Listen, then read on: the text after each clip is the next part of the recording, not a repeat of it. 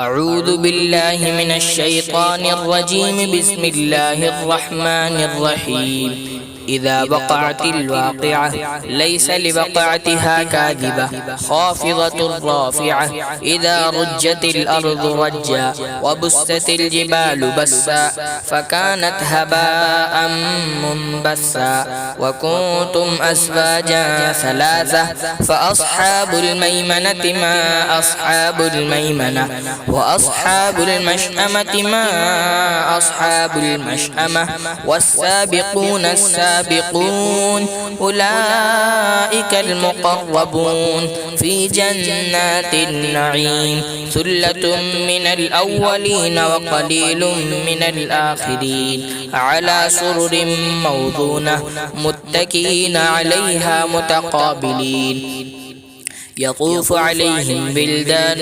مخلدون بأكواب وأباريق وكأس من معين لا يصدعون عنها ولا ينزفون وفاكهة مما يتخيرون ولحم طير مما يشتهون وحور عين كأمثال اللؤلؤ المكنون جزاء بما كانوا يعملون لا يسمعون فيها لغوا ولا تأثيما إلا قيلا سلاما سلاما وأصحاب اليمين ما أصحاب اليمين في سدر مخضود وطلح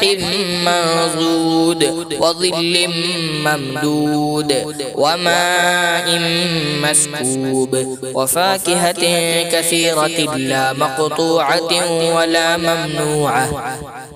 وفرش مرفوعة إنا أنشأناهن إنشاء فجعلناهن أبكارا عربا أترابا لأصحاب اليمين ثلة من الأولين وثلة من الآخرين وأصحاب الشمال ما أصحاب الشمال في سموم وحميم وظل من يحموم لا بارد ولا كريم إنهم كانوا قبل ذلك مترفين وكانوا يصرون على الحنث العظيم وكانوا يقولون أإذا متنا وكنا ترابا وعظاما أإنا لمبعوثون أو آباؤنا الأولون قل إن الأولين والآخرين لمجموعون إلى ميقات يوم معلوم ثم إنكم أيها الضالون المكذبون لآكلون من شجر من زقوم فمالئون منها البطون فشاربون عليه من الحميم فشاربون شرب الهيم هذا نزلهم يوم الدين نحن خلقناكم فلولا تصدقون أفرأيتم ما تبنون أأنتم تخلقونه أم نحن الخالقون نحن قدرنا بينكم الموت وما نحن بمسبوقين على أن نبدل أمثالكم وننشئكم فيما لا تعلمون ولقد علمتم النشأة الأولى فلولا تذكرون أفرأيتم ما تحرثون أأنتم تزرعونه أم نحن الزارعون لو نشاء لجعلناه حطاما فظلتم تفكهون إنا لمغرمون بل نحن محرومون أفرأيتم الماء الذي تشربون أأنتم أنزلتموه من المزن أم نحن المنزلون لو نشاء جعلناه أجاجا فلولا تشكرون أفرأيتم النار التي تورون أأنتم أنشأتم شجرتها أم نحن المنشئون نحن جعلناها تذكرة ومتاعا للمقوين فسبح باسم ربك العظيم فلا أقسم بمواقع النجوم وإنه لقسم لو تعلمون عظيم إنه لقرآن كريم في كتاب مكنون لا يمسه